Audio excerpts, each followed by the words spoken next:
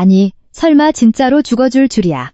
이걸로 위자료도 재산 분할도 없이 당당하게 유라랑 결혼할 수 있겠어. 차가운 병원 대기실에 전혀 어울리지 않는 천박한 웃음소리가 울려 퍼졌다. 분만실의 빨간 램프가 꺼지고 의사로부터 아내가 위독하다는 비보가 전해진 직후의 일이었다. 아내의 죽음을 슬퍼하기는커녕 환희에 찬 남편과 시부모, 그리고 생전 처음 보는 한 여자. 하지만 이때 그들은 아무도 알지 못했다. 분만실의 차가운 분만대 위에서 하얀 시트가 덮이려던 내가 조용히 의식을 되찾아가고 있었다는 것을, 그리고 몇 시간 뒤 그들이 인생 최대의 절반과 후회를 맛보게 될 것이라는 사실을. 내 귀에 마지막으로 들렸던 것은 심전도 모니터의 무자비하고 평탄한 기계음이었다. 혈압 저하, 심정지입니다. 간호사의 다급한 외침과 분주하게 움직이는 의료진의 기척. 나는 극심한 진통과 대량 출혈 끝에 의식이라는 이름의 깊은 어둠 속으로 가라앉고 있었다. 아, 나는 죽는구나. 뱃속의 아기는 무사히 태어났을까? 칠흑 같은 어둠 속에서 나는 멍하니 그런 생각을 하고 있었다. 하지만 기적은 일어났다. 수면 위로 불쑥 고개를 내민 것처럼 불현듯 감각이 부상한 것이다. 눈꺼풀은 납덩이처럼 무거워 뜰 수 없었고 손가락 하나 까딱할 수도, 목소리를 낼 수도 없는 상태였지만 웬일인지 청각만은 비정상적일 정도로 선명하게 돌아와 있었다. 달칵. 분만실 문이 살짝 열리는 소리가 났다. 아무래도 의사가 밖에서 대기 중인 가족들에게 상황을 설명하러 나간 모양이었다. 조금 열린 문틈으로 복도에서의 대화가 또렷하게 들려왔다. 선생님, 그래서 민서는 진짜 죽은 겁니까? 남편 도진의 어딘가 들뜬 듯한 목소리였다. 네. 참으로 안타깝게도 심각한 이완성 출혈로 인해 아기는 목숨을 건져 현재 인큐베이터에 있습니다만 산모님은 베테랑 의사의 침통한 목소리. 보통이라면 여기서 남편이 아내의 죽음을 슬퍼하며 오열해야 할 상황이건만 내 귀에 날아든 것은 도저히 믿을 수 없는 말이었다. 아싸, 어머님 들으셨어요? 그 여자 죽었대요. 가늘고 높은 젊은 여자의 목소리. 누구지? 이 여자는? 그래, 들었다 유라야. 아유, 하늘이 다 굽어 살피셨구나. 그런 가난뱅이 귀신 같은 쓸모없는 며느리가 사라졌으니 우리 도진이도 드디어 보상을 받네. 시어머니의 진심으로 기뻐하는 웃음소리. 장례식 비용은 좀 아깝지만 위자료 주고 이혼하는 것보단 훨씬 싸게 먹히지. 이걸로 우리 집안도 안태평안이다. 시아버지의 냉혹한 말. 나는 내 귀를 의심했다. 남편 도진은 내가 임신한 후부터 일이 바쁘다며 매일 밤늦게 귀가했고 주말에도 접대가 있다며 집을 비웠다. 시부모는 임신했다고 집안일 게을리하지 말라며 만삭인 나를 부려먹고 폭언을 일삼았다. 그래도 뱃속의 아이를 위해 필사적으로 견뎌왔던 나였다. 그런데 유라라니? 저 여자는 누구란 말인가? 도진씨. 이걸로 드디어 제 뱃속에 있는 도진씨의 진짜 후계자를 당당하게 낳을 수 있겠네요. 유라라고 불린 여자의 말에 내 심장이 얼어붙었다. 불륜. 게다가 임신까지 했다고? 아, 진짜 길었다. 민서한테 먼저 이혼을 꺼내려던 참에 그년도 임신을 해버려서 골치 아프게 됐다고 생각했거든. 근데 이걸로 다 깔끔하게 해결됐네. 그년이 낳은 애새끼는 대충 보육원 같은데 던져버리고 우리는 새 가족을 만들자고. 도진의 천박한 웃음소리가 복도에 울려 퍼졌다. 용서할 수 없어. 분노, 절망, 그리고 바닥을 알 수 없는 증오. 모든 감정이 질척하게 엉겨붙어 소리 없는 비명이 되어 내 전신을 내달렸다. 저런 인간들에게 내 아이를 넘겨줄 수는 없어. 어둠 속에서 나는 침묵한 채 필사적으로 생명의 불꽃을 태우려 발버둥 쳤다. 그때였다. 내 곁에 남아 어떤 처치를 하던 다른 의사가 헉 하고 숨을 삼켰다. 선생님, 이게 어떻게 된 거죠? 복도에서 돌아온 담당이가 다가왔다. 달그락거리는 의료기기 소리.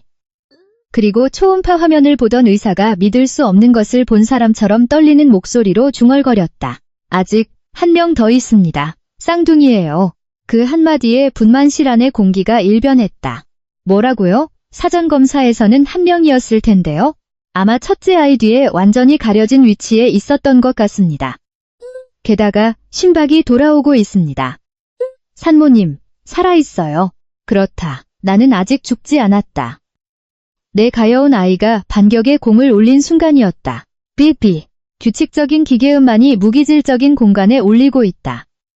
내가 다시 또렷하게 의식을 되찾은 곳은 중환자실, ICU, 침대 위였다. 기적이라고밖에 할 수 없네요. 그 상태에서 심박이 돌아오고 둘째 아기도 무사히 받아낼 수 있었습니다. 머리맡에서 의사의 안도감 섞인 목소리가 들렸다. 아, 둘째도 무사했구나. 정말 다행이야. 나는 마음속으로 뜨거운 안도의 눈물을 흘렸다. 하지만 몸은 납덩이처럼 무거웠고 입에는 인공호흡기의 굵은 관이 삽관되어 있었다. 목소리는커녕 손가락 하나, 눈꺼풀 한 장 움직일 수 없었다. 나는 스스로의 몸이라는 이름의 침묵의 감옥에 완전히 갇혀버린 것이다. 하지만 산모님은 아직 안심할 수 없는 상황입니다. 보호자분들께 산모님이 목숨을 건졌다는 것, 그리고 쌍둥이였다는 사실을 당장 알리도록 하죠. 의사와 간호사의 바쁜 발소리가 멀어져 간다. 안 돼. 그 인간들에게 쌍둥이라는 걸 알려선 안 돼. 나는 필사적으로 소리치려 했지만 목구멍 안쪽에서 쇳소리 나는 공기가 새어나올 뿐이었다. 그들이 내 죽음을 얼마나 기뻐했는지 분만실에서 끔찍하도록 똑똑히 들었다. 그런 냉혹한 인간들에게 내가 목숨 걸고 낳은 아이들을 넘겨줄 수는 없었다. 생각해보면 우리의 결혼 생활은 처음부터 가시밭길이었다. 나는 어릴 적 사고로 부모님을 잃고 친척집을 전전하며 자랐다. 그렇기에 따뜻한 나만의 가정에 대한 동경이 남들보다 몇 배는 강했다. 3년 전 도진과 결혼할 때 나는 그가 독립해 회사를 차리기 위한 자금을 밤낮 없이 일에 전액 지원해 주었다. 시부모는 뼈대도 모르는 천혜고아라며 코웃음 쳤지만 도진이 나는 민서를 사랑해라며 감싸주었기에 어떤 흙탕물이라도 마실 수 있을 것 같았다. 하지만 회사가 궤도에 오르기 시작하자 그는 마치 딴 사람처럼 변해버렸다. 고급 수트를 빼입고 밤마다 유흥가를 쏘다녔다. 시부모도 태도를 돌변해 내가 뼈 빠지게 일해 마련한 집에 어느 날 갑자기 짐을 싸들고 들이닥쳤다. 기생충처럼 집에만 틀어박혀서 너 같은 건 사장님이 된 우리 훌륭한 도진이한테 이제 안 어울려. 집안일도 제대로 못하는 밥벌레 주제에. 비서유라 양을 좀 보고 배우지 그래? 유라. 시아버지의 입에서 이따금 오르내리던 그 이름. 당시엔 누군지 몰랐지만 이제는 확실히 안다. 도진의 회사에 들어온 그 젊은 여자를 말하는 것이었다. 내가 임신을 알렸을 때도 도진은 노골적으로 혀를 차며 지워. 타이밍 최악이잖아. 내 인생의 발목이라도 잡을 작정이야 라며 침을 뱉듯 말했다. 그래도 나는 뱃속에 자리 잡은 작은 생명만큼은 절대 지켜내겠다고 맹세하며 부른 배를 안고 시부모의 불합리한 명령에 복종해 바닥을 기어다니듯 집안일을 해냈다. 이런 내 피나는 결의를 비웃기라도 하듯 그들은 내가 죽음의 문턱을 헤매는 동안 불륜녀를 끼고 환희의 연회를 열고 있었던 것이다. 갑자기 중환자실의 무거운 문이 난폭하게 열리는 소리가 났다. 선생님, 이게 무슨 소리입니까? 아내는 죽었다고 아까 말씀하셨잖아요. 도진의 짜증 섞인 고함 소리였다. 도진 씨, 진정하세요. 아내분은 경이로운 생명력으로 고비를 넘겼습니다. 당장 생명이 위독한 고비는 넘겼다고요. 그리고 한 가지 더 전해드릴 기쁜 소식이. 의사가 쌍둥이의 존재를 알리려던 찰나 도진이 말을 자르며 믿을 수 없는 말을 내뱉었다. 살아있다고 해봤자 의식도 없는 식물인간이나 마찬가지잖습니까? 장난합니까? 이쪽은 벌써 장례식 준비에 새 아내를 맞이할 준비까지 다 하고 있다고요. 나는 내 귀를 의심했다. 아내가 살아났다는 소식에 처음으로 내뱉는 말이 저것인가. 이 이상의 무의미한 연명치료는 일절 거부합니다. 동의서라면 당장 제가 쓰죠. 그러니까 당장 저 기계 전원 뽑고 저 여자 끝내주세요. 남편의 입에서 튀어나온 것은 내 목숨을 강제로 끊으려는 너무나도 끔찍한 살인 선고였다. 보호자분, 지금 무슨 말씀을 하시는 겁니까? 산모님은 살기 위해 필사적으로 싸우고 있다고요. 온화하던 의사가 격렬한 분노를 담아 반박했다. 하지만 지옥은 거기서 끝나지 않았다. 도진의 뒤에서 또각또각 힐소리를 내며 다가온 여자가 간드러진 목소리로 이렇게 쏘아붙였다. 도진 씨, 그런 것보다 저기 살아남은 아기 말인데요. 저한테 좋은 생각이 났어요. 그녀의 입에서 흘러나온 계획은 내 상상을 아득히 초월하는 끔찍한 것이었다. 중환자실의 차가운 공기가 몇십 도는 더 얼어붙는 것 같았다. 유라의 새빨간 입술이 비틀리며 달콤하고도 잔혹한 말이 쏟아져 나왔다. 도진 씨, 저기 살아남은 아기, 그냥 제가 낳은 아이라고 호적에 올려서 키워요. 도진도, 시부모도, 심지어 의사조차도 일순간 말을 잃었다. 당연히 침대에 누워있는 나 자신도. 그게 무슨 소리야, 유라야? 도진이 의아한 듯 묻자 유라는 전혀 기색 없이 내 침대를 힐끗 내려다보며 옅은 미소를 지었다. 어차피 저 여자는 다신 눈도 못 뜰 식물인간이잖아요. 그럴 바엔 제가 엄마가 되어주는 게 저 아이를 위해서도 가장 행복하지 않겠어요? 제가 낳은 아들로 위장해서 도진 씨 회사의 훌륭한 후계자로 키워주겠다고요. 무슨 미친 소리입니까? 가장 먼저 목소리를 높인 것은 담당 의사였다. 남의 아이를 자기가 낳았다고 속이는 건 명백한 친생자 출생신고 허위, 즉 범죄입니다. 무엇보다 목숨 걸고 출산한 산모에 대한 모독이에요. 절대 용납할 수 없습니다. 의사의 정당한 분노에 나는 마음속으로 깊이 고개를 끄덕였다. 선생님 말씀대로야. 내 아이를 너 같은 년한테 넘겨줄까 보냐. 하지만 나의 침묵의 저항은 그들에게 닿지 않았다. 어머, 선생님, 너무 꽉 막히신 거 아니에요? 유라는 코웃음을 치며 도진의 팔에 매달렸다. 도진 씨, 생각해봐요. 이대로면 저 쓸모없는 여자의 핏줄이라는 이유로 평생 손가락질 받을 텐데 젊고 유능한 제 아이로 키우면 아무도 불만 없을 거예요. 그러자 묵묵히 있던 시어머니가 무릎을 탁 쳤다. 어머나, 우리 유라는 어쩜 이리 마음씨도 넓고 착할까. 저 도둑고양이가 낳은 더러운 애새끼를 자기 자식처럼 걷어 키워주겠다니. 오, 확실히 묘안이군. 민서 같은 가난뱅이 냄새나는 여자의 피는 마음에 안 들지만 어쨌든 도진이 핏줄인 건 사실이니까. 호적 위조하는 건 내 아는 사람한테 부탁하면 어떻게든 될 거다. 시아버지까지 말도 안 되는 범죄 행위에 가담하겠다고 나선 것이다. 좋아, 그거 최고잖아. 도진은 천박한 웃음소리를 내며 내 얼굴을 들여다보았다. 어이, 듣고 있냐, 민서? 네가 배 아파 낳은 애새끼는 오늘부터 유라 자식이다. 너같이 중졸의 밥벌레인 밑바닥 여자보단 유라가 엄마가 되는 편이 훨씬 나은 인간으로 자랄 테니까 안심하라고. 아니야, 내 아이야. 손대지 마, 돌려줘. 소리 없는 절규가 내 가슴속에서 날뛰었다. 억울함에 눈물샘이 터질 것 같았지만 눈꺼풀은 꿈틀거리지조차 않았다. 내가 그동안 어떤 마음으로 시부모의 구박을 견디고 뼈 빠지게 일해 이 집안을 지탱해왔다고 생각하는 건지, 그 모든 것을 빼앗아 간 것도 모자라 내가 목숨과 맞바꿔 낳은 아이까지 강탈하겠다는 것이다. 당장 그만두지 못하십니까? 병원 내에서 이 이상의 폭언은 용납하지 않겠습니다. 애초에 아기는 한 명이 아니라 담당이가 마침내 쌍둥이라는 사실을 알리려 했다. 안 돼, 선생님, 말하지 마요. 둘째의 존재를 알게 되면 그 아이까지 뺏기고 말 거야. 내 온몸의 피가 역류하는 듯한 감각에 빠졌다. 공포와 분노, 그리고 어미로서의 본능이 움직이지 않아야 할 몸을 안에서부터 격렬하게 뒤흔들었다. 삐삐삐삐. 그 순간 내 심전도 모니터가 요란한 경고음을 울리기 시작했다. 맥박이 비정상적인 수치를 찍고 혈압이 요동친다. 의사 선생님, 바이탈이 급격히 흔들립니다. 당장 처치를. 보호자분들은 지금 당장 나가주십시오. 끈질긴 년. 진짜 끝까지 민폐인 여자네. 빨리 되져버려라. 가자, 유라야.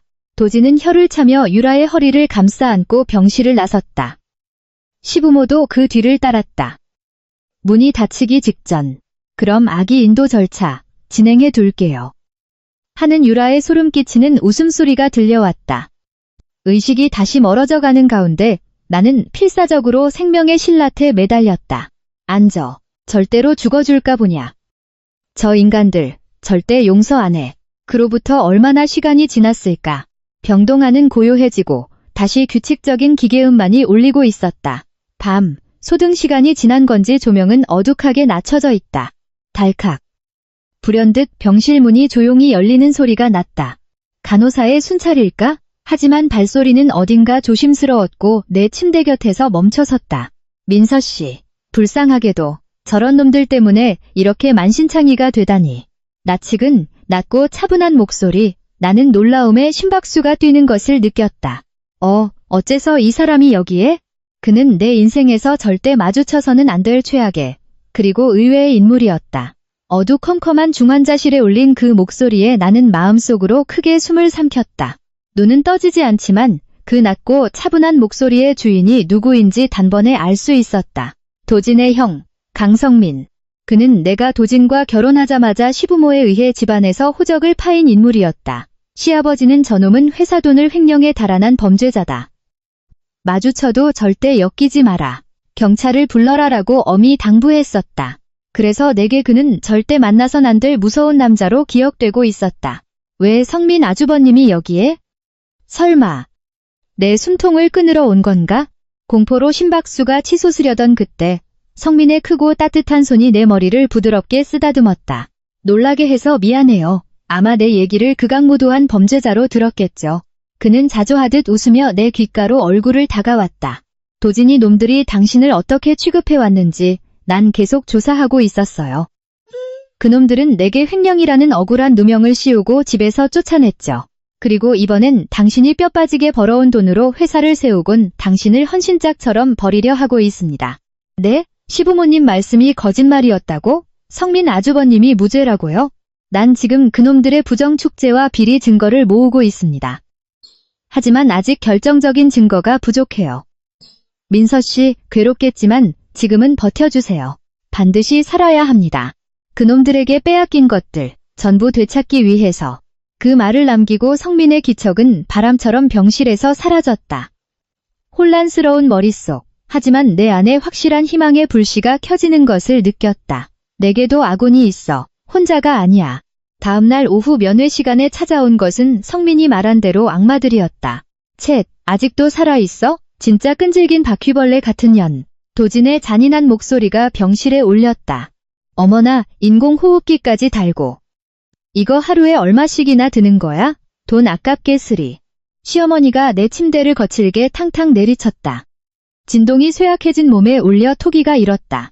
어머님, 걱정 마세요. 이 여자 병원비는 1원도 내줄 생각 없으니까요. 유라의 간드러진 목소리가 이어졌다.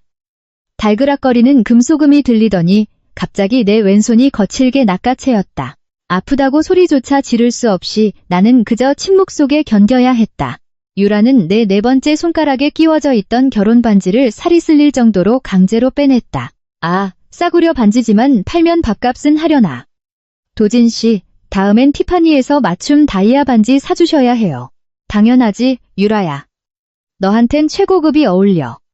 집안일도 못하는 그저 돈줄이었던 저 빈티 나는 여자랑은 급이 다르지. 돈줄.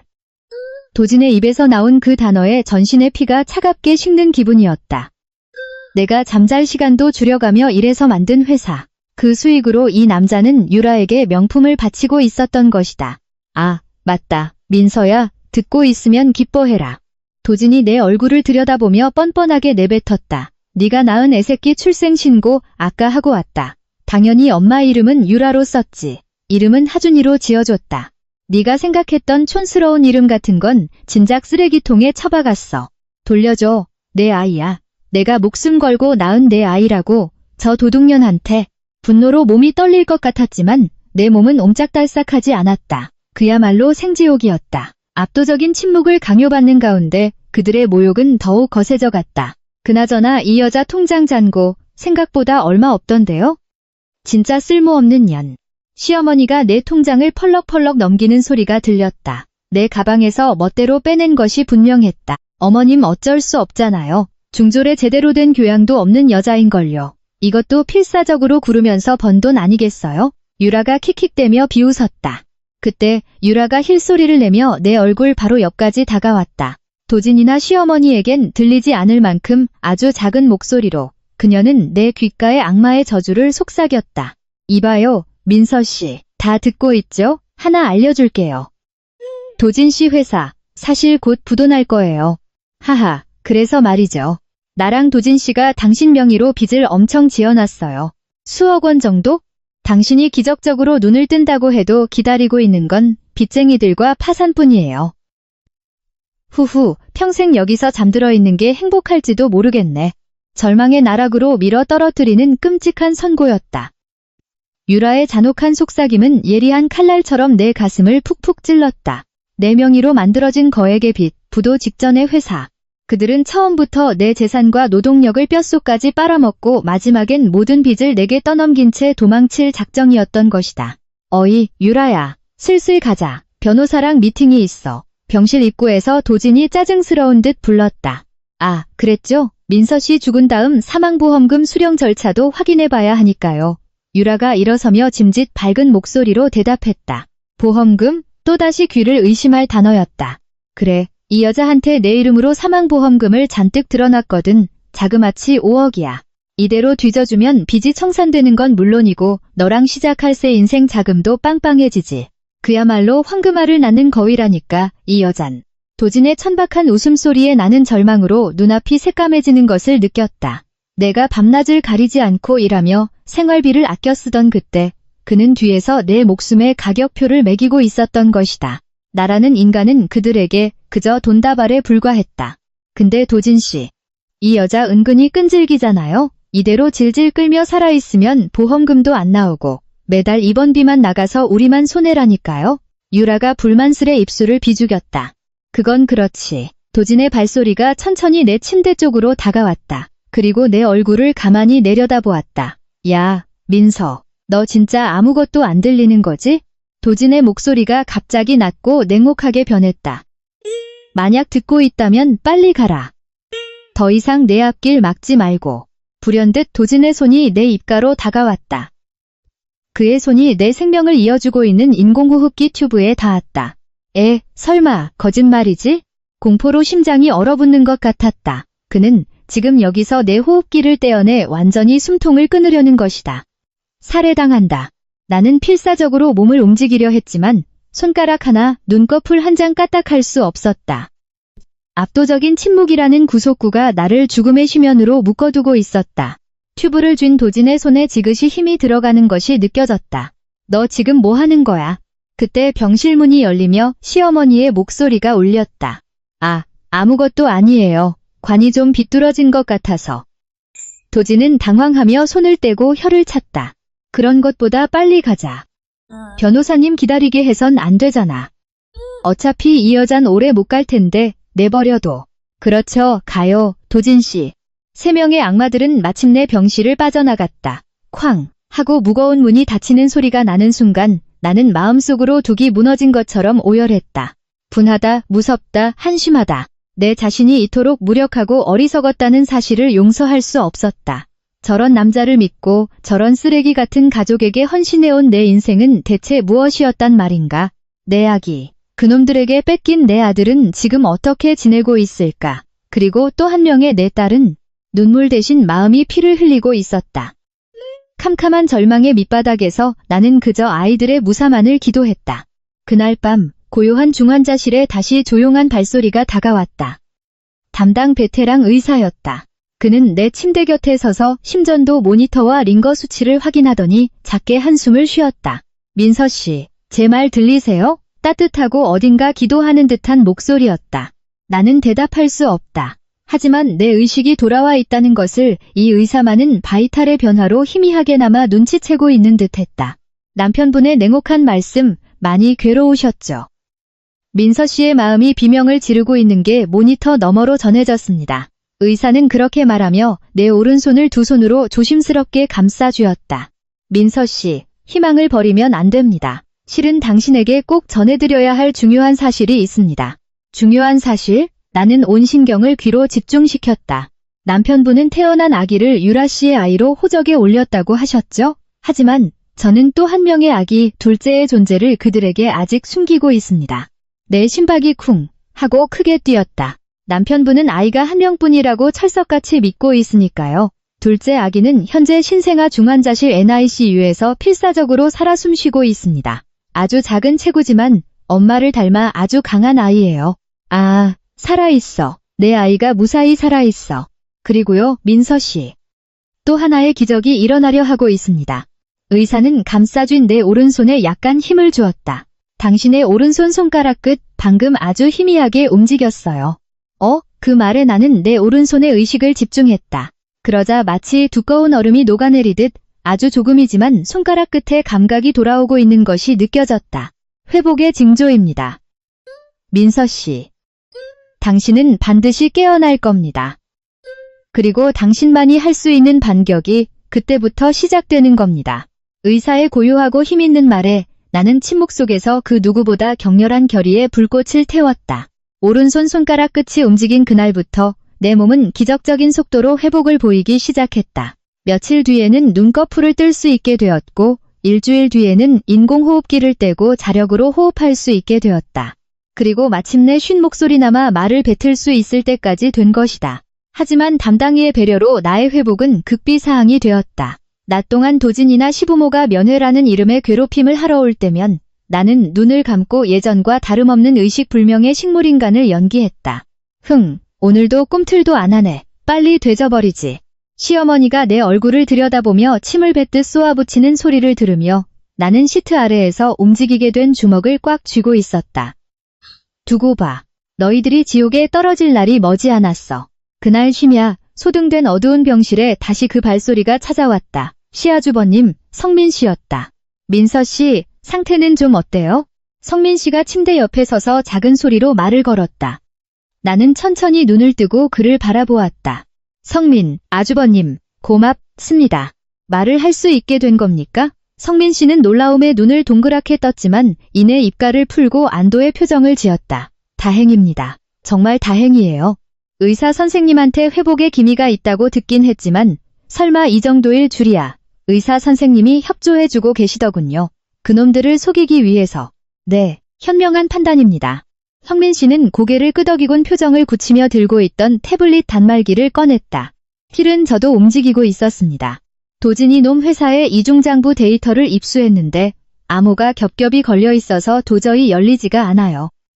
이것만 열면 그놈들의 횡령과 탈세 증거를 잡을 수 있는데 분한 듯 태블릿을 바라보는 성민 씨를 향해 나는 천천히 오른손을 뻗었다. 빌려 주세요. 네? 하지만 이건 상당히 고도의 암호화가. 나는 태블릿을 받아들고 침대 위에서 살짝 상체를 일으켰다. 그리고 아직 조금 떨리는 손끝으로 화면 위의 키보드를 믿을 수 없는 속도로 치기 시작했다. 타다닥 탁 열렸습니다. 단 수십 초 만에 벌어진 일에 성민 씨가 경악의 소리를 냈다. 화면에는 감춰져 있던 도진 일당의 새까만 부정 회계 데이터가 줄줄이 표시되어 있었다. 성민 아주버님, 저한테는 도진이네에게 절대 말하지 않은 비밀이 하나 있어요. 나는 태블릿을 성민 씨에게 돌려주며 조용히 이야기하기 시작했다. 저는 중졸에 친척집을 전전하며 자랐습니다. 하지만 그 환경에서 벗어나기 위해 어릴 때부터 독학으로 프로그래밍과 시스템 구축을 죽어라 공부했어요. 프로그래밍이요? 하지만 도진이는 재수 씨를 집안일도 제대로 못하는 무능한 여자라고. 네, 그렇게 생각하도록 내버려뒀어요. 돈 목적으로 접근하는 사람들이 싫어서 평범하고 따뜻한 가정을 꿈꾸며 그저 평범한 주부인 척했죠. 나는 건조한 웃음을 흘렸다. 도진이 회사가 급성장한 건 그 사람의 영업력 따위가 아니에요. 그 회사가 팔고 있는 주력 시스템 프로그램, 그거 제가 부업하는 척하면서 혼자서 다 짠 거거든요. 뭐라고요? 그 업계 점유율 1위 시스템을 재수 씨가? 네.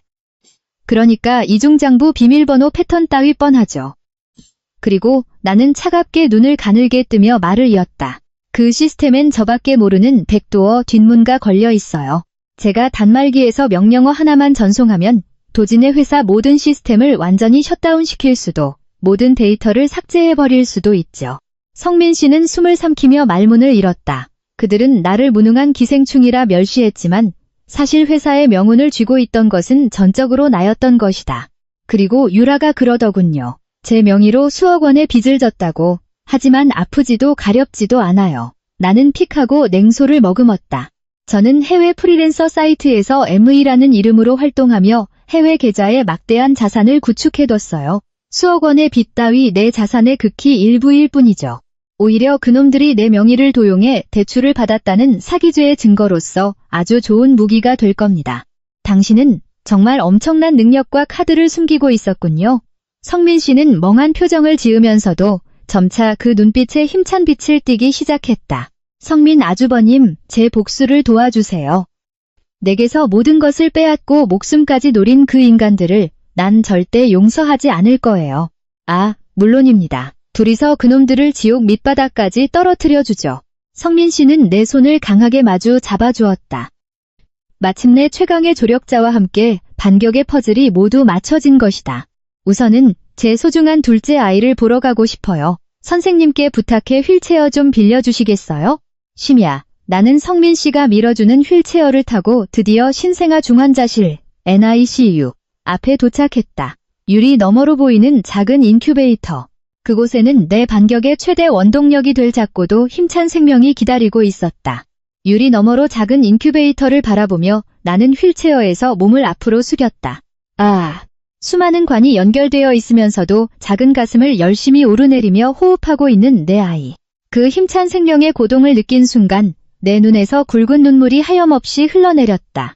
딸이에요. 의사 선생님 말씀으로는 내일이면 인큐베이터에서 나올 수 있을 만큼 순조롭게 회복 중이라고 합니다. 성민 씨가 다정하게 알려주었다. 이름은 유진이로 할게요. 아무리 찢겨나가도 절대 우리 가족을 이어줄 사랑의 증표니까요. 유진이, 예쁜 이름이네요. 민서 씨를 닮아 분명 강하고 다정한 아이가 될 겁니다. 나는 눈물을 닦고 유리의 살며시 손을 댔다. 유진아, 살아있어줘서 고마워. 엄마가 꼭 지켜줄게. 그리고 그놈들한테 뺏긴 내 오빠도 엄마가 반드시 되찾아올게. 어미로서의 결의를 새롭게 가슴에 새긴 내게. 하지만 성민 씨는 몹시 무거운 어조로 입을 열었다. 민서 씨, 괴로운 보고를 하나 해야겠습니다. 도진이 놈들이 데려간 첫째 아이의 상황이 아주 안 좋습니다. 그게 무슨 소리죠? 내 심장이 불길한 소리를 내며 뛰었다. 장면은 바뀌어 내가 뼈 빠지게 일에 세운 그 집. 성민 씨가 고용한 탐정의 보고서와 도청기에 녹음된 음성은 너무나도 끔찍한 것이었다. 응애, 으앙. 녹음 데이터에서 들려오는 것은 불이 붙은 듯 자지러지게 우는 갓난아기의 울음소리였다. 아, 진짜 시끄럽네. 아까 분유 먹인 지 얼마 안 됐잖아. 유라의 신경질적인 목소리. 야, 유라. 네가 엄마 자격으로 데려왔으니까 네가 알아서 달래라. 모처럼 마시는 고급 와인 맛 떨어지게. 도진의 냉혹한 목소리. 아기의 울음소리 따위는 아랑곳없이 술판을 벌이고 있는 듯 했다. 싫어요. 나 남의 새끼 뒤치다꺼리 같은 거 해본 적도 없고 무엇보다 내 뱃속엔 도진 씨의 진짜 아기가 있다고요? 스트레스 주지 마요. 진짜 민서년 핏줄이라 그런가 싹수도 없고 우는 소리까지 빈티나네. 대충 옷장에라도 쑤셔 박아놔라. 시어머니의 말에 나는 내 귀를 의심했다. 그들은 내 아이를 계획부도를 위한 불쌍한 한부모 가정을 연출할 도구로 데려갔을 뿐 육아 따위는 할 생각조차 없었던 것이다. 기저귀도 제때 갈아주지 않고 우는 아기를 방치하고 있다고 했다. 허허, 뭐 조금만 더 참아라. 시아버지의 천박한 웃음소리가 이어졌다. 민서 통장에서 뺄 수 있는 돈은 다 뺐고 회사 자금도 우리 해외 페이퍼 컴퍼니 계좌로 빼돌리기 직전이다. 다음 주엔 회사 고의로 부도내버리고 수억 빚은 그 식물인간 여자가 몽땅 뒤집어 쓰는 시나리오지. 최고네요. 아, 그 여자가 빨리 좀 죽어주면 완벽할 텐데. 유라가 혀를 찬다. 걱정 마. 내일 수완 좋은 악덕 변호사 데리고 병원에 쳐들어갈 거니까 법에 허점을 찔러서 그 여자 인공호흡기 강제로 떼게 하는 연명치료 중단 동의를 병원 측에 밀어붙일 거다. 도진은 마치 오늘 저녁 메뉴라도 얘기하듯 내 살해 계획을 입에 올렸다. 호흡기 떼면 사망보험금 5억이 나한테 들어오지.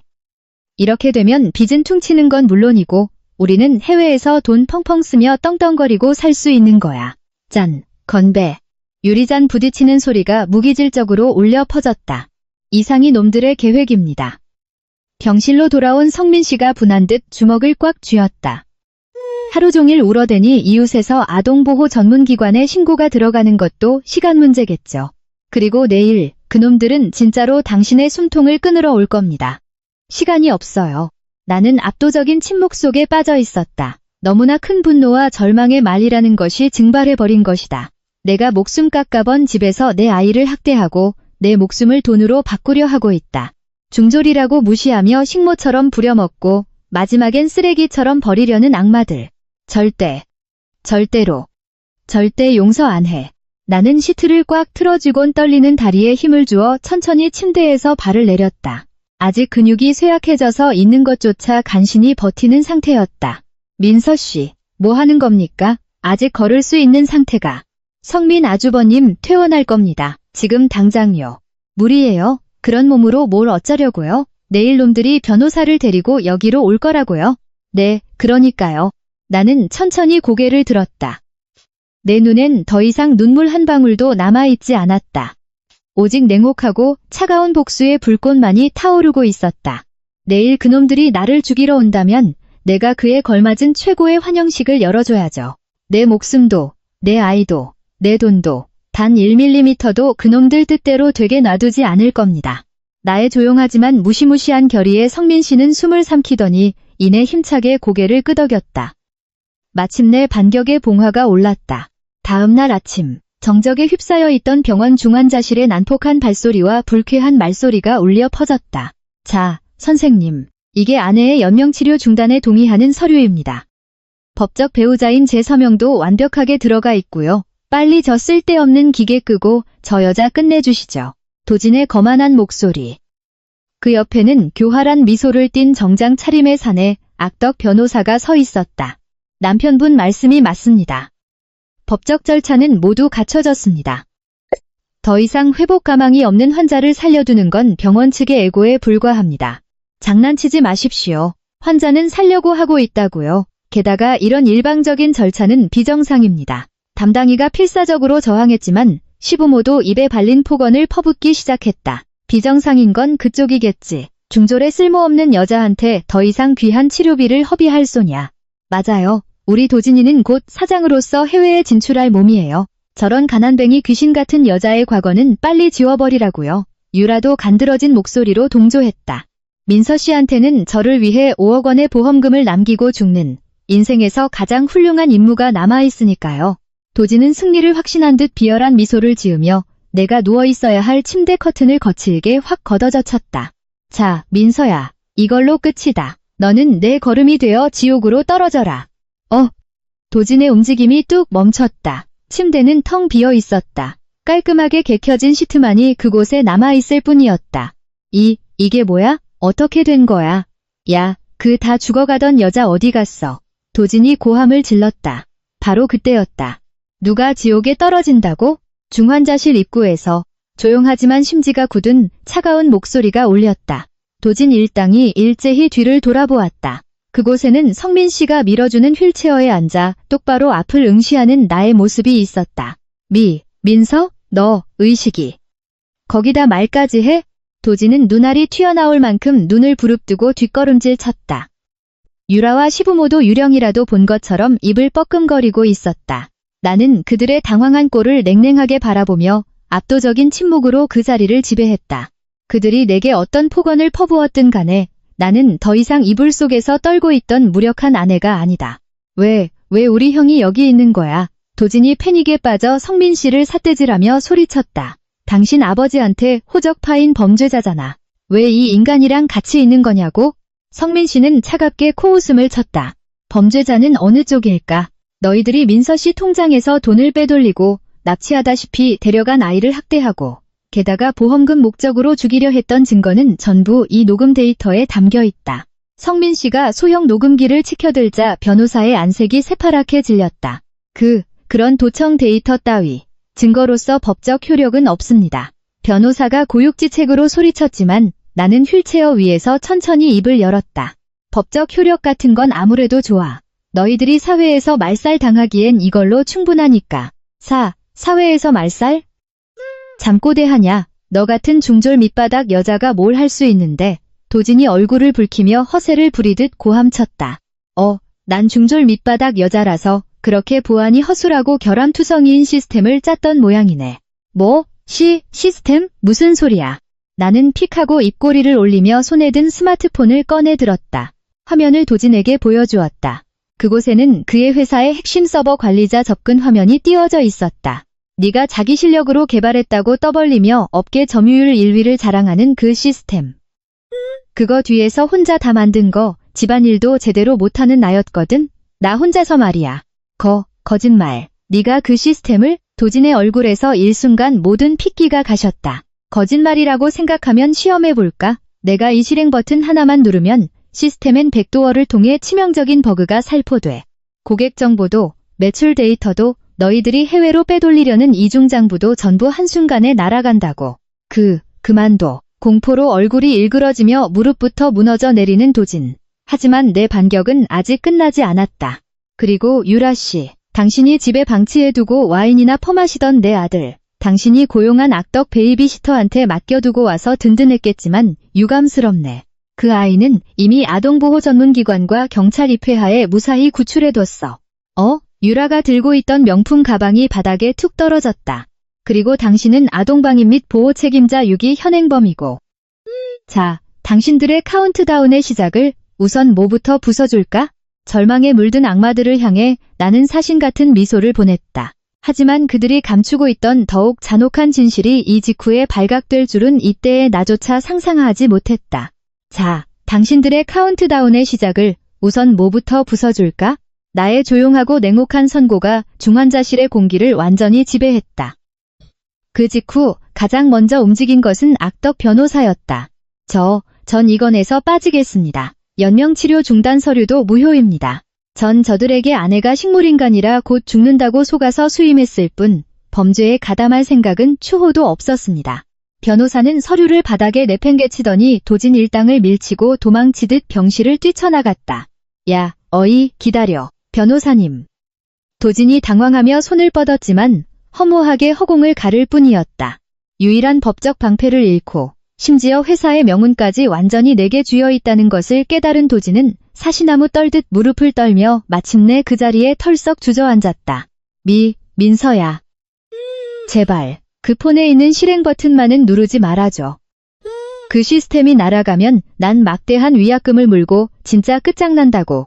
조금 전까지만 해도 빨리 지옥에나 떨어지라며 고소해하던 남자가 바닥에 엎드려 내게 애원하고 있다. 그래, 민서야. 우리는 속았던 거야. 시어머니도 갑자기 손바닥을 뒤집듯 고양이 우는 소리를 냈다. 전부 저 유라라는 여자가 꼬드긴 거야. 널 쫓아내면 회사가 더 큰 돈을 번다면서. 맞다, 며느라. 우린 널 진짜 친딸처럼 생각했어. 오해하지 마라 다오. 시아버지까지 뻔히 보이는 거짓말을 늘어놓으며 매달렸다.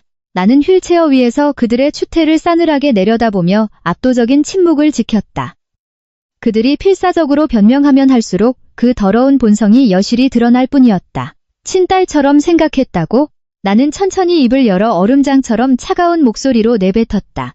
내 아이를 쓰레기 취급하고 내 목숨을 5억짜리 돈으로 바꾸려던 인간들이 참 뻔뻔하게도 그런 대사를 뱉으시네요. 당신들의 사과 따윈 일원의 가치도 없어요. 내 말에 시부모는 흠칫 어깨를 떨며 말문이 막혔다. 웃기지 마. 그때 침묵을 깨고 찢어지는 비명을 지른 것은 유라였다. 그녀는 바닥에 떨어진 명품 가방을 주워들고 도진과 시부모를 무서운 형상으로 노려보았다. 속아? 꼬드겨? 웃기지 마쇼. 당신들 내가 제안하기도 전부터 저 빈티나는 년 빨리 쫓아내고 싶다고 매일같이 구시렁거렸잖아. 도진 씨도 빨리 되지면 보험금 나온다고 낄낄거렸으면서. 야, 유라, 쓸데없는 소리 하지 마. 도진이 안면이 창백해져서 유라를 말리려 했다. 하지만 자신의 안위밖에 머리에 없는 유라는 더 이상 멈추지 않았다. 시끄러워. 이런 비투성이 회사도 유괴범 누명도 난 알바 아니야. 난 그냥 도진 씨가 부자 사장 사모님 시켜주겠다고 해서 좀 만나준 것뿐이라고. 위자료 내놓고 당장 갈라서. 뭐라고? 너 나를 배신할 작정이야? 내 애를 임신해놓고. 도진이 격분하며 유라의 어깨를 강하게 쥐었다. 내 뱃속엔 내 진짜 후계자가 있다고. 넌 나랑 같이 이 위기를 넘겨야 할 거 아니야. 도진의 고함을 들은 순간 유라의 얼굴에 악마처럼 일그러진 조소가 떠올랐다. 뭐 회사도 끝장이면 더 숨길 의미도 없겠네. 뭐? 도진의 움직임이 멈췄다. 있잖아 도진 씨. 유라는 자신의 볼록한 배를 쓰다듬으며 믿을 수 없는 말을 입에 담았다. 이 뱃속에 당신 애일 리가 없잖아. 뭐? 도진뿐만 아니라 시부모, 그리고 나조차도 일순간 숨을 삼켰다. 당신같이 마누라 돈으로 회사 차려서 으스대기만 하는 무능한 남자의 유전자를 내가 못하러 남겨? 이 아이, 내 진짜 남친. 당신 회사 최 부장애야. 도진의 눈에서 이번에야말로 완전히 생기가 사라졌다. 그래, 최 부장 오빠랑 같이 당신 회사 비자금 조금씩 빼서 우리 해외 계좌로 옮기고 있었어. 당신들이 민서 씨 통장에서 빼앗은 돈도 전부다. 곧 계획 부도 내고 나랑 오빠랑 해외로 튈 예정이었는데 다 이 식물인간 여자 때문에 엉망이 됐잖아. 유라는 나를 매섭게 노려보았다. 과연 그랬군. 나는 속으로 차갑게 웃었다. 도진은 유라를 자신의 내연녀라 철석같이 믿고 내 재산을 뺏으려 했지만 사실 도진 본인이 유라와 최 부장의 돈줄로 이용당하며 모든 재산을 빼앗기기 직전이었던 것이다. 거짓말. 거짓말이지 유라야. 넌 나를 사랑한다고. 내 후계자를 낳아주겠다고. 바보 같기는. 거울이나 보고 짓거리셔. 이 가난뱅이 등신아. 유라가 도진의 얼굴에 침을 뱉었다. 으악. 도진은 발광하듯 머리를 감싸쥐고 그 자리에 무너져 내렸다. 시부모도 우리 노후 자금이 라며 눈을 까뒤집고 주저앉았다. 그들이 숨기고 있던 잔혹한 진실. 그것은 그들 자신을 나락의 밑바닥으로 밀어 떨어뜨리는 최고로 우스꽝스러운 자멸의 칼날이었다. 멋지네. 자기들끼리 아주 물고 뜯고. 하지만 잊지 마. 나는 스마트폰 화면을 다시 그들에게 보이며 결정타를 날렸다. 당신들 지옥은 아직 입구일 뿐이야. 아, 시끄러워. 이놈이고 저놈이고 난 최 부장 오빠랑 해외로 뜰 테니까 나머진 당신들 밑바닥 가족끼리 알아서 죽이든 살리든 맘대로 해. 유라가 쏘아붙이듯 구두굽을 울리며 병실을 나가려 했다. 하지만 그 앞을 막아선 것은 시아주버님 성민 씨였다. 비켜. 이 범죄자 새끼가. 유라가 성민 씨를 밀치려 했지만 성민 씨는 미동도 하지 않고 차갑게 내뱉었다. 그놈은 안 올 텐데? 격리부 최 부장이라면 오늘 아침 일찍 업무상 횡령 혐의로 경찰에 연행됐으니까. 유라의 얼굴에서 다시 한번 핏기가 싹 가셨다. 무슨 소리야? 횡령 증거가 어딨다고. 증거라면 내가 경찰에 제출했어. 나는 휠체어 위에서 조용히 말을 이었다. 내가 도진이네 회사 이중장부 암호 풀었다고 했지? 그때 당신이랑 최 부장이 회사 자금 조금씩 빼돌려서 해외 페이퍼 컴퍼니 계좌로 옮겨둔 데이터도 전부 찾았거든. 내친 김에 내가 해외에서 구축해둔 자산 네트워크를 써서 그 숨겨둔 계좌 완전히 동결시켜놨어. 동결? 거짓말이야. 오빠랑 내가 모은 수십억 원의 돈이. 유라가 패닉에 빠져 자신의 스마트폰을 꺼내 미친 듯이 화면을 두드렸다. 하지만 아무리 새로 고침을 해도 그녀의 계좌 잔고는 무자비하게도 0을 표시하고 있었다. 거짓말. 병실에 유라의 절망적인 절규가 울려 퍼졌다. 유라, 이년아, 네가 내 회사에서 돈을 수십억이나 빼돌리고 있었어? 도진이 핏발선 눈으로 유라를 노려보았다. 너희 둘이 돈을 빼돌린 탓에 내 회사가 자금난에 빠져서 부도 직전이 됐던 거잖아. 그래. 나쁜 건 다 전현이야. 도진아, 우리도 피해자라고. 시어머니가 이때다 싶어 유라의 멱살을 잡았다. 우리 노후 자금 돌려내, 이 도둑고양이 년아. 손대지 마, 이 늙은이가. 당신들도 민서씨 통장에서 돈 빼서 도박하는데 썼잖아. 추악하다. 너무나도 추악하다. 조금 전까지만 해도 내 목숨을 빼앗아 보험금을 나누려던 인간들이 지금은 서로의 죄를 떠넘기며 목을 조르고 있다.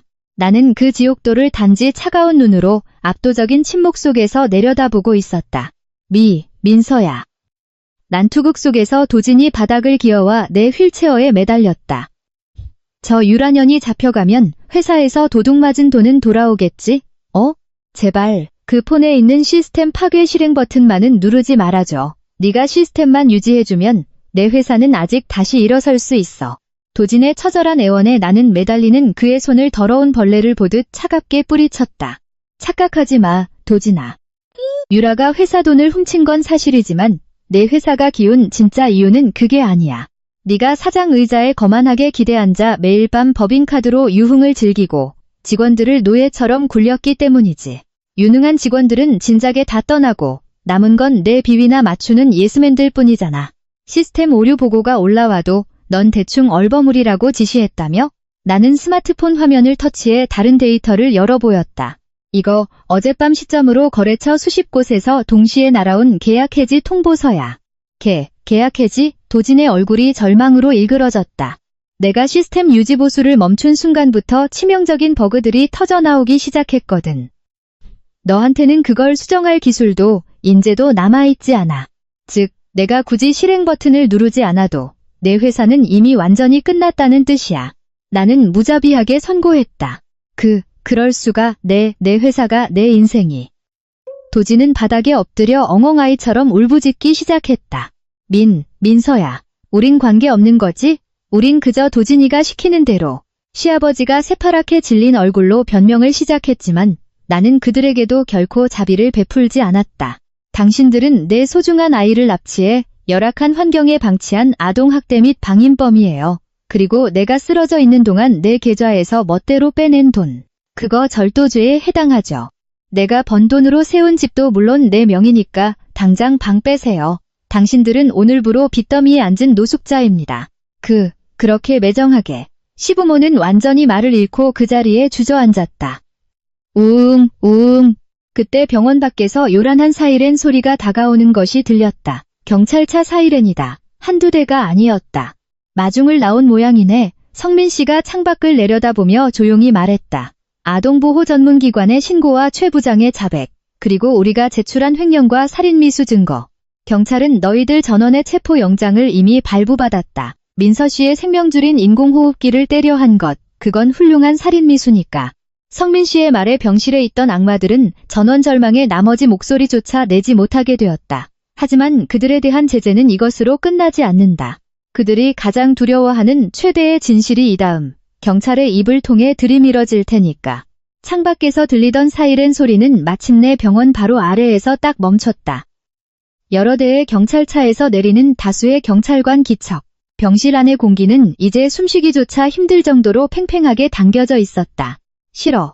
경찰이라니 싫어. 내 인생이. 유라가 머리를 감싸 쥐고 쪼그려 앉아 사시나무 떨듯 떨기 시작했다. 조금 전까지 최 부장과 튈 거라며 으스대던 여유는 찾아볼 수도 없었다. 도진아, 어떡해. 도진아, 엄마, 감옥 같은 데는 절대 가기 싫어. 시어머니가 눈물 콧물로 얼굴을 엉망으로 한 채 도진의 수트자락에 매달렸다. 네가 절대 안 들킬 테니 걱정 말라고 했잖아. 책임져라. 시아버지도 자기 아들을 후려칠 듯이 책임을 떠넘기기 시작했다. 아, 시끄러워. 닥쳐. 늙은이들. 나도 이렇게 될 줄은 몰랐다고. 도진은 부모를 힘껏 걷어차곤 미친 듯이 머리를 쥐어뜯었다. 덜컥. 중환자실의 무거운 문이 열렸다. 들어온 것은 제복 차림의 경찰관들과 정장을 입은 날카로운 눈매의 형사들이었다. 맨 앞에 선 형사가 병실 안의 참상을 일별하고는 냉혹한 목소리로 고했다. 강도진 외 이명. 피해자 강민서에 대한 살인미수 및 아동방임, 절도 혐의로 전원석까지 동행해 주셔야겠습니다. 서유라 씨, 당신에겐 업무상 횡령 체포 영장도 발부되어 있습니다. 그 선고가 내려진 순간 그들 안에서 무언가가 완전히 튕겨나갔다. 나 아니에요. 전 진짜 속았을 뿐이라고요. 유라가 갑자기 벌떡 일어나 도진을 손가락질하며 비명을 질렀다. 이 남자가 마누라 죽이면 5억 들어온다고 꺼낸 얘기예요. 내 계좌에서 발견된 돈도 전부 도진 씨가 강제로 송금한 거라고요. 전 무죄입니다. 웃기지 마, 유라 이년아. 네가 최 부장이랑 짜고 회사 돈 빼돌렸잖아. 형사님, 이년은 내 아이를 가졌다고 거짓말하고 날 속인 결혼 사기꾼입니다. 이년을 잡아 쳐넣으세요. 아휴, 이 미친 것들아. 시어머니가 바닥에서 기어 일어나 유라의 머리채를 힘껏 쥐어뜯었다. 이 도둑고양이 년이 다 잘못한 거 아니야. 네가 우리 아들 꼬드겼으니까. 아, 놔, 이 미친 할망구가. 당신들도 민서씨 통장에서 돈 빼서 파친코 경마장에 다 꼬라박았잖아. 경찰관들의 눈앞에서 한때 나를 벌레처럼 깔보던 악마들이 서로의 얼굴을 핥히고 옷을 찢으며 자신의 죄를 서로에게 떠넘기는 너무나도 추악한 지옥도가 펼쳐졌다. 중졸 밑바닥 여자라며 나를 비웃던 그들 자신이 지금이야말로 누구보다 밑바닥이고 꼴사나운 존재로 전락해 있었다. 나는 휠체어 위에서 압도적인 침묵을 지키며 싸늘하게 그 광경을 내려다보고 있었다. 동정심 따위 1mm도 없었다. 그저 자신들이 저지른 죄의 무게에 짓눌려가는 꼴을 눈에 똑똑히 새겨두고 싶었을 뿐이다. 그만하십시오. 저항하면 공무집행방해죄도 추가하겠습니다. 경찰관들이 끼어들어 날뛰는 세 사람을 제압했다. 철컥, 철컥. 차가운 수갑 소리가 병실에 울려 퍼졌다. 거짓말이지? 나는 사장이야. 업계 1위 IT 기업의 사장이라고. 이런 데서 끝날까 보냐. 양손이 뒤로 수갑 채워진 도진이 바닥에 짓눌린 채 절규했다. 그리고 핏발선 눈을 내게 돌리며 저주의 말을 내뱉었다. 민서야, 다 너 때문이야. 너 같은 쓸모없는 년이랑 결혼한 탓에 내 인생이 꼬인 거라고. 죽여버릴 거야. 절대 죽여버릴 테다. 경찰관의 팔을 뿌리치고 최후의 발악으로 내게 덤벼들려는 도진. 하지만 그 몸은 내 휠체어에 닿기도 전에 커다란 힘에 의해 억세게 제압당했다. 발악 한 번 참골 싸납군 강도진. 성민 씨였다. 그는 도진의 멱살을 잡고 바닥으로 강하게 내동댕이 쳤다. 아, 놔라, 이 범죄자 새끼야. 너 같은 놈한테 닿으면 재수옴 붙는다고. 도진은 아직도 성민 씨를 집에서 쫓겨난 전과자라 철석같이 믿고 폭언을 퍼부었다. 하지만 성민 씨는 화를 내기는커녕 픽하고 차가운 비웃음을 흘렸다. 내가 범죄자? 너희들 아직도 눈치 못 챘나? 뭐? 도진의 움직임이 멈췄다. 시부모도 겁먹은 눈으로 성민 씨를 올려다보았다. 형사님, 그건 이자들에게 전해주시겠습니까? 성민 씨가 뒤돌아보자 맨 앞에 서 있던 형사가 천천히 고개를 끄덕이며 도진 일당을 내려다보았다. 강도진, 그리고 부모 되시는 두 분. 당신들에게는 이번 일련의 사건과는 별개로 아직 숨기고 있는 큰 죄가 하나 더 있죠? 무슨 말씀이십니까? 시아버지의 얼굴에서 아까까지 남아있던 핏기마저 완전히 가시며 흑빛으로 변했다. 수년 전 당시 사장이었던 아버지와 부사장인 강도진 씨가 공모해 회사 자금 10억 원을 페이퍼 컴퍼니로 부정 송금했죠. 그리고 그 모든 접속 로그를 당시 전무였던 장남 강성민 씨의 PC에서 이루어진 것처럼 위장해 횡령죄를 뒤집어 씌우고 집에서 추방했습니다. 틀립니까? 아닙니다. 전 안 했어요. 형이 멋대로. 도진이 안면 창백해져 고개를 가로저었지만 그 떨리는 목소리는 누구의 귀에도 가닿지 않았다. 추악한 발뺌은 그만둬. 나는 휠체어에서 차갑게 내뱉었다. 내가 네 회사의 시스템을 다시 구축하는 과정에서 과거 서버의 로그를 전부 복원했거든. 누가 언제 어느 단말기에서 위장 공작을 했는지. 그리고 그 10억 원이 당신들 명의의 해외 계좌로 흘러간 증거도 전부 경찰에 제출 완료했어. 도진과 시부모의 얼굴이 공포로 완전히 얼어붙었다. 그들이 나와 성민 씨를 멸시해오던 절대적인 우위성. 그것이 지금 뿌리째 뒤집히려 하고 있었다. 시아버지가 그 자리에 풀썩 주저앉아 머리를 감싸 쥐었다. 끝이다. 내가 일궈온 모든 것이. 아버지가 일궈온 것 따위 처음부터 단 하나도 없었습니다. 성민 씨가 바닥에 엎드린 도진을 싸늘하게 내려다보며 말했다. 나를 쫓아낸 뒤 회사는 한 번 부도날 뻔했었지. 그걸 구한 건 다름 아닌 민서 씨의 시스템이었으니까. 시끄러워. 내가 사장이야. 내가 천재라고. 너 같은 범죄자 새끼 따위한테. 도진은 아직도 현실을 받아들이지 못하고 거품을 물듯 소리치고 있었다. 범죄자라. 넌 참 어리석구나. 성민 씨는 넥타이를 살짝 느슨하게 풀며 픽 웃었다. 난 그날 너희들의 함정을 눈치채고 있었다. 하지만 그런 썩어빠진 회사와 가족에겐 미련이 없었기에 굳이 누명을 쓴 채 집을 나와준 거다. 내 힘만으로 어디까지 갈 수 있을지 시험해보고 싶었거든. 난 집을 나온 뒤 맨 땅에서 투자회사를 차렸다. 지금은 내 회사보다 수십 배 규모의 자산을 굴리고 있지. 그러고 보니 최근 내 회사에 거액의 대출을 해준 주거래 은행의 최대 주주도 우리 회사다. 도진의 두 눈이 이번에야말로 한계까지 부릅떠졌다. 집에서 쫓겨나 노숙자나 다름없이 살고 있을 거라 믿어 의심치 않았던 형이 실은 자신들을 아득히 능가하는 대부호가 되어 있었다는 충격적인 사실. 즉, 내가 손을 떼면 내 회사는 내 기분에 따라 언제든 부도시킬 수 있었다는 거다. 민서 씨가 시스템을 멈춘 시점에서 이미 회사는 소멸한 거나 다름없지만. 도진의 입에서 더 이상 말이 되지 못한 짐승 같은 신음이 새어나왔다. 자신이 항상 무시하던 중졸 마누라와 호적 파인 형이 실은 자신의 생사여 탈권을 완전히 쥐고 있던 압도적인 강자였던 것이다. 그 사실을 들이밀어진 그의 얼굴은 절망이라는 단어조차 미지근할 정도로 끔찍하게 일그러져 있었다. 강도진, 넌 사장도 천재도 아니야. 그저 남의 돈과 재능에 기생할 줄밖에 모르는 가련한 기생충이다. 성민 씨의 결정타가 병실에 무겁게 울려 퍼졌다. 싫어. 살려줘 민서야. 너 날 사랑한다고 했잖아. 다시 시작하자. 내가 잘못했어. 완전히 정신이 붕괴된 도진이 바닥을 기어와 내 휠체어에 얼굴을 비벼댔다. 콧물과 눈물로 얼굴을 범벅으로 한 채 필사적으로 목숨을 구걸하는 남자. 나는 압도적인 침묵으로 그를 내려다보았다.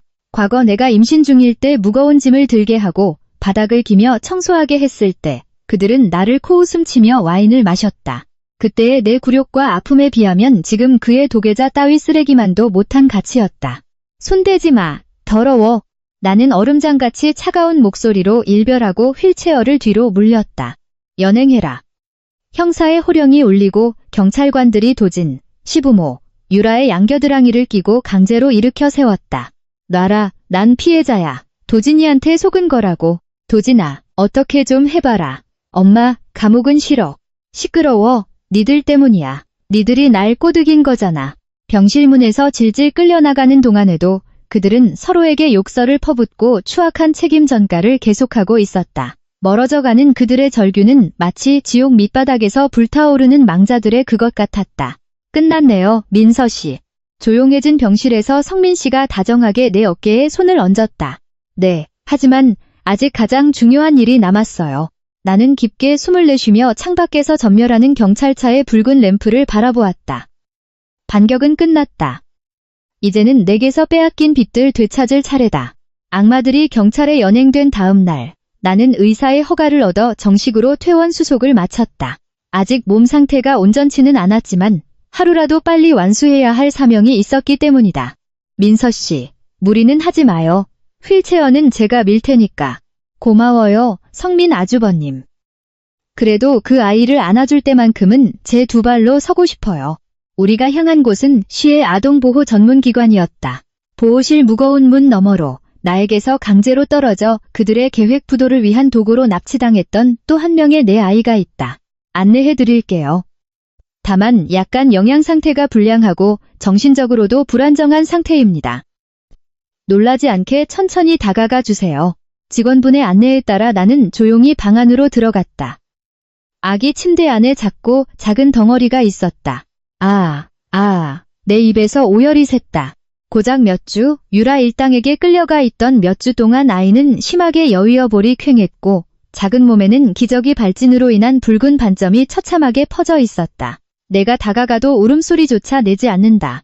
그저 초점 없는 눈으로 천장만 바라보고 있을 뿐이었다.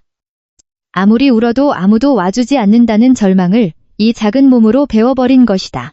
미안해, 엄마가 너무 늦어서. 나는 휠체어에서 일어나 떨리는 다리로 침대에 다가갔다. 그리고 그 부서질 것 같은 작은 몸을 조심스럽게 두 팔로 감싸 안았다. 이제 괜찮아. 이제 아무도 널 괴롭히지 못해. 엄마가 무조건 지켜줄게. 내 온기와 심장 고동이 전해진 것일까. 멍하던 아기의 눈동자에 아주 희미하게 빛이 깃들었다. 그리고 작고 작은 손이 내 옷자락을 꽉 움켜쥐었다. 으앙. 둑이 무너진 듯한 힘찬 울음소리가 방 안을 울렸다. 그것은 아이가 드디어 안심할 수 있는 장소를 찾아 억눌러왔던 공포와 슬픔을 토해내는 순간이었다. 나 또한 소리내어 울었다. 그놈들에게 빼앗겼던 나의 빚을 마침내 되찾은 것이다. 잘 버텨줬어, 하준아. 도진이 멋대로 지었던 촌스러운 이름은 이미 법적 절차를 거쳐 무효화시킬 수배를 마친 상태였다. 하준. 칠흑 같던 내 인생에 따뜻한 태양의 빛을 가져와 넓은 하늘로 날아오르길 바라는 소망을 담은 진짜 이름이다. 하준이는 지금 병원에서 열심히 버텨주고 있는 동생 유진이와 함께 내게 무엇과도 바꿀 수 없는 보물이었다. 그로부터 몇 주 뒤, 나와 쌍둥이 아이들은 성민 씨가 마련해준 완벽한 보안의 고급 아파트에서 평온한 생활을 시작했다. 내 몸 상태도 완전히 회복되었고 그 지옥 같던 나날이 거짓말처럼 느껴질 정도로 따스하고 행복한 시간이 흐르고 있었다. 민서 씨. 변호사한테서 그놈들의 재산 보전 및 손해배상 청구에 관한 최종 보고서가 왔어요. 어느 날 성민 씨가 두툼한 서류를 들고 찾아왔다. 어떻게 됐나요? 내가 하준이에게 젖병을 물리며 묻자 성민 씨는 픽하고 차가운 미소를 지었다. 완벽한 역전승입니다. 도진의 회사는 정식으로 부도 처리되었어요. 그리고 놈들이 회사의 이중장부나 해외 계좌에 숨겨두었던 자금은 내 회사의 네트워크와 경찰의 공조로 1원도 남김없이 압류당했습니다. 그놈들이 저를 파산시켜서 떠넘기려 했던 막대한 빚은 어떻게 됐죠? 당연히 전부 도진, 시부모, 유라의 연대채무로 법적으로 확정시켰죠. 게다가 민서 씨에 대한 위자료, 아이들에 대한 아동학대 손해배상, 그리고 과거 민서 씨 통장에서 훔친 돈의 반환 청구까지. 대략 계산해봐도 놈들이 평생을 바쳐도 다 못 갚을 수십억 원의 빚더미가 놈들 어깨 위로 얹어졌습니다. 그렇군요. 나는 조용히 고개를 끄덕였다. 중졸 밑바닥 여자라며 나를 멸시하고 나의 노동력과 재산을 착취하고 마지막엔 목숨까지 뺏으려 했던 악마들.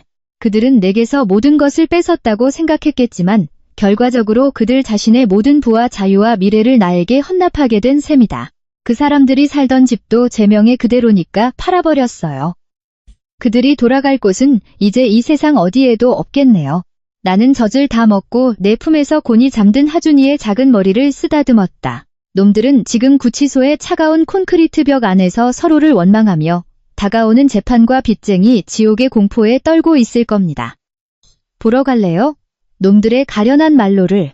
성민 씨의 말에 나는 조용히 미소 지으며 힘차게 고개를 끄덕였다. 네. 우리가 앞을 향해 걸어가기 위해 그놈들이 지옥 밑바닥에서 어떻게 기어다니는지 마지막으로 두 눈에 똑똑히 새겨두고 싶네요. 그것은 나를 절망의 늪으로 밀어넣은 자들에게 내려지는 가장 잔혹하고 가장 통쾌한 사이다 결말의 서막이었다. 주문. 피고인 강도진을 징역 12년에 처한다.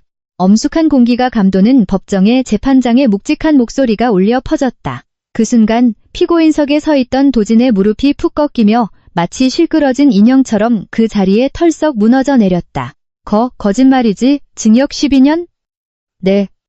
내 찬란한 인생이 과거 고급 수트를 차려입고 나는 사장이다, 천재다라며 거들먹거리던 모습은 온데간데 없었다. 덥수룩하게 자란 머리, 창백한 얼굴, 그리고 후줄근한 회색 미결수복 차림. 그 뒷모습은 어디에나 있는 비참한 범죄자의 그것이었다. 나에 대한 인공호흡기 제거에 의한 살인미수, 회사 자금 수십억 원의 업무상 횡령, 아동학대 및 방임, 그리고 과거 성민 씨에 대한 횡령 누명 씌우기. 검찰이 차례차례 읽어내려간 그들의 악행은 동정의 여지라곤 1mm도 없는 너무나도 이기적이고 비인도적인 것이었다. 이어서 재판장은 다른 피고인들에게도 가차없는 철퇴를 내렸다. 피고인 서유라 징역 6년에 처한다. 피고는 자신의 이익을 위해 아무 죄 없는 갓난아기를 열악한 환경에 방치하고 생명의 위험에 빠뜨렸습니다. 어미가 될 자격이 없다고 단정하지 않을 수 없습니다. 안 돼. 유라가 법정 내에서 발악하듯 소리쳤다. 난 최 부장한테 속았을 뿐이라고요. 게다가 제 뱃속엔 아기가 있다고요. 교도소에서 애를 낳으란 말인가요? 정숙하십시오. 피고가 임신 중이라는 사실은 참작했으나 피고가 저지른 횡령과 학대의 죄가 너무 무겁습니다. 태어날 아이는 피고가 복역하는 동안 아동보호시설에서 위탁보호하게 될 것입니다. 안 돼, 내 인생 끝났어. 사장 사모님이 되겠다는 야망이 완전히 박살나고 수십억의 빚과 전과만이 남은 유라는 그 자리에 주저앉아 헛소리처럼 중얼거리기 시작했다. 그리고 피고인 강호호, 이호호 시부모에게는 징역 3년, 집행유예 5년에 처한다. 감옥행만큼은 면했지만 시부모의 얼굴에는 절망만이 들러붙어 있었다. 그들에게는 내가 제기한 민사소송에 의한 수십억 원의 손해배상금과 빚이 무겁게 짓누르고 있다. 내가 벌어서 세운 집은 이미 매각되었고 그들을 숙식 제공하며 써줄 곳 따위 있을 리 만무하다. 고령의 몸으로 일용직이나 폐지를 주우며 평생 밑바닥을 기어다니며 빚을 갚아나가야 하는 죽을 때까지 이어지는 무한 지옥이 확정된 것이다. 재판장의 말과 함께 재판이 끝났다. 교도관의 재촉을 받으며 수갑과 포승줄에 묶인 도진 일당이 무거운 발걸음으로 대기실을 향해 걸어가기 시작했다. 그때였다. 우울한 눈으로 방청석을 올려다보던 도진의 시선이 맨 앞줄에 앉아있던 나와 성민 씨에게 딱 멈췄다. 민서야. 도진의 눈에 마지막 지푸라기라도 잡으려는 듯한 빛이 어렸다. 그는 교도관의 재질을 뿌리치고 방청석 투명 가림막을 향해 뛰어들었다. 민서야. 제발 네가 재판장님한테 말 좀 해줘. 징역 12년이라니 너무 길어. 난 그냥 속았을 뿐이야. 우리 부부였잖아. 눈물 콧물로 얼굴을 엉망으로 한 채 필사적으로 목숨을 구걸하는 남자. 나는 방청석에서 일어나 가림막 너머로 그를 차갑게 내려다보았다. 압도적인 침묵과 함께 얼음 같은 시선을 꽂아 넣는다. 후후. 나는 천천히 그에게만 들릴 법한 목소리로 고했다. 내가 피를 토하는 심정으로 일하며 널 뒷바라지할 때, 내가 임신해서 고통받을 때 넌 나를 중졸 밑바닥 여자, 기생충이라며 코웃음 치고 내 목숨에 가격표를 매겼었지? 그게 유라한테 꼬드김을 당했건 어쨌건 그게 내 본성이야. 나는 그의 변명을 냉혹하게 잘라냈다. 너는 중졸 밑바닥 여자한테 깔보이는 게 제일 잘 어울려. 앞으로의 12년 동안 교도소의 좁은 철창 안에서 네가 무시하던 밑바닥 여자한테 모든 걸 뺏기고 패배한 비참한 내 인생을 매일매일 죽을 때까지 곱씹도록 해. 도진은 완전히 말문이 막힌 채 내 냉혹한 눈동자에 압도되어 그 자리에 주저앉았다. 그곳에 유라와 시부모도 지나간다. 민서야, 며느라. 미안하다. 우리가 정말 바보였어. 조금만이라도 좋으니 돈 좀 융통해주면 안 되겠니? 시어머니가 가림막 너머로 손을 뻗어오자 성민 씨가 스윽 내 앞을 막아서며 그 더러운 손을 쳐냈다. 당신들에게 줄 것은 이제 단 하나도 없습니다. 빨리 가십시오. 범죄자들. 성민 씨의 낮고 차가운 목소리에 시어머니는 히익하고 짧은 비명을 지르며 뒷걸음질 쳤다. 이동해라. 교도관들에게 양쪽 겨드랑이를 붙들려 질질 끌려가듯 법정을 나서는 도진 일당. 싫어, 민서야. 살려줘. 닫힌 문 너머로 마지막까지 도진의 처절한 절규가 울렸지만 이내 그 소리마저 완전히 들리지 않게 되었다. 끝났네요, 민서씨. 성민씨가 안도한 듯 다정한 목소리로 내게 미소 지었다. 네, 나는 법정 천장을 올려다보며 아주 깊게 숨을 토해냈다. 몸속에서 계속 소용돌이치던 검고 무거운 진흙 같은 것이 스르륵 사라지는 것을 느꼈다. 안녕, 내 인생의 오점. 나는 누구에게 하는 것도 아닌 혼잣말을 중얼거리곤 성민씨와 함께 법정을 나섰다. 밖으로 나오자 탁 트인 푸른 하늘이 펼쳐져 있었다. 나와 아이들의 진정한 의미에서의 새 인생이 시작되는 눈부신 하늘이었다. 아빠, 이것 봐요. 벚꽃잎 예쁘죠? 따스한 봄 햇살이 내리쬐는 녹음이 우거진 공원. 만개한 벚나무 아래에서 한바구음을 지으며 이쪽으로 달려오는 두 개의 작은 그림자. 나의 소중한 보물, 5살이 된 쌍둥이 남매 하준이와 유진이다. 요 녀석들, 너무 멀리 가면 안 된다. 넘어지면 다쳐. 내 옆 돗자리에 앉아있던 성민씨가 눈을 가늘게 뜨며 다정하게 소리쳤다. 아이들은 네. 하고 활기차게 대답하곤 성민씨의 품 안으로 쏙 뛰어들었다. 후후, 성민씨. 이제 완전히 아빠 얼굴이 다 됐네요. 당연하죠. 나한테 이 세상에서 제일 소중한 가족인데. 성민씨는 쑥스러운 듯 웃으며 내 어깨를 부드럽게 감싸 안았다. 그 지옥 같던 사건으로부터 5년. 우리는 3년 전 정식으로 혼인신고를 하고 새로운 가족으로서 이 따뜻한 나날을 엮어가고 있다. 과거 유라 일당에게 납치되어 심하게 마르고 초점 없는 눈을 하고 있던 하준이는 지금 유치원에서 달리기 제일 빠르고 누구에게나 다정한 활기찬 남자아이로 성장했다. 그리고 내 뱃속에서 생사의 고비를 넘나들며 NICU 인큐베이터에서 필사적으로 생명의 불씨를 피워내던 유진이는 지금 나를 닮아 새침대기 같으면서도 해바라기 같은 미소를 짓는 밝은 여자아이가 되었다. 믿어지지가 않아요. 5년 전 그날 난 새까만 분만실 안에서 내 목숨이 꺼져가는 걸 느끼고 있었는데 나는 바람에 흩날리는 벚꽃잎을 바라보며 툭 중얼거렸다. 너 같은 중졸 밑바닥 여자, 내 대타는 얼마든지 있어. 도진과 시부모에게 매일같이 그런 소리를 들으며 나는 내 존재 가치를 잃어가고 있었다. 그저 숨을 죽이고 압도적인 침묵 속에서 견디는 것밖에 할 수 없었다. 민서씨. 성민씨가 내 손을 꽉 쥐어주었다. 그 온기가 내 마음 깊은 곳에 남아있던 작은 상처의 흔적까지 부드럽게 녹여주는 것 같았다. 그래도요, 지금은 진심으로 감사하고 있어요. 그날 그놈들이 나를 배신하고 날 죽이려 해준 덕분에 나는 내 안에 있는 진정한 강함을 깨달을 수 있었으니까요. 현재 나는 성민씨의 투자회사의 든든한 백업을 받아 나만의 IT 보안 회사를 설립했다. 중졸 밑바닥 여자가 만든 시스템은 지금 국내외 수많은 기업의 시스템을 지키는 방벽으로서 높이 평가받고 있다. 반면 나를 멸시하던 악마들. 바람결에 들은 소문이지만 그들의 말로는 상상 이상으로 비참하다고 한다. 도진은 교도소 안에서 자신이 한때 깔보던 죄수들로부터 일상적으로 괴롭힘을 당하며 매일 울면서 변기를 닦고 있다고 한다. 유라는 복역을 마친 뒤에도 막대한 배상금을 안고 아이와 면회도 하지 못한 채 유흥업소 밑바닥에서 만신창이가 되어 빚쟁이에게 쫓기는 나날을 보내고 있다. 그리고 시부모는 굽은 허리로 폐지를 주워 모아 그날 먹을 빵 쪼가리를 사는 것조차 고생하는 그야말로 죽을 때까지 이어지는 무한지옥을 기어다니고 있다고 한다. 그들은 이제 내 인생에 단 1mm도 교차할 일이 없다. 내 앞에는 지금 최고로 행복하고 눈부시게 빛나는 미래만이 펼쳐져 있다. 엄마, 자요. 이거 선물. 유진이가 작은 손으로 모은 벚꽃잎을 내 손바닥 위에 조심스레 올려주었다. 우와, 예쁘다. 고마워, 유진아. 아빠한테는 멋진 돌멩이 줄게요. 오, 이거 아주 튼튼해 보이는 돌멩이네. 고마워, 하준아. 아이들의 웃음소리와 그것을 지켜보는 성민씨의 다정한 미소. 나는 손바닥 위에 벚꽃잎을 꼭 쥐며 조용히 눈을 감았다. 저기, 그날의 나. 어둠 속에서 절망의 눈물을 흘리고 있던 나야. 너는 결코 무력하지 않았어. 네가 목숨 걸고 지켜낸 아이들은 지금 이렇게 씩씩하게 웃고 있어. 네가 피를 토하는 심정으로 쌓아 올린 노력은 지금 이렇게 따뜻한 보금자리를 만들어 주었어. 민서씨, 왜 그래요? 우는 거예요?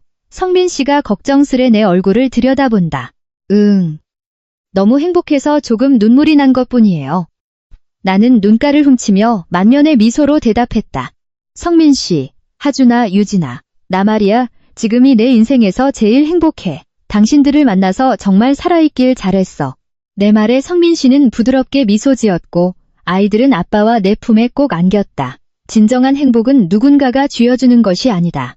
어둠 속에서도 결코 포기하지 않고 자신의 두 발로 일어서 소중한 것을 끝까지 지켜내려는 강인함의 끝에만 기다리고 있는 것이다. 탁 트인 푸른 하늘을 향해 벚꽃잎들이 즐거운 듯 춤추며 날아오른다. 우리 가족의 새로운 인생을 어디까지고 축복해주는 것처럼.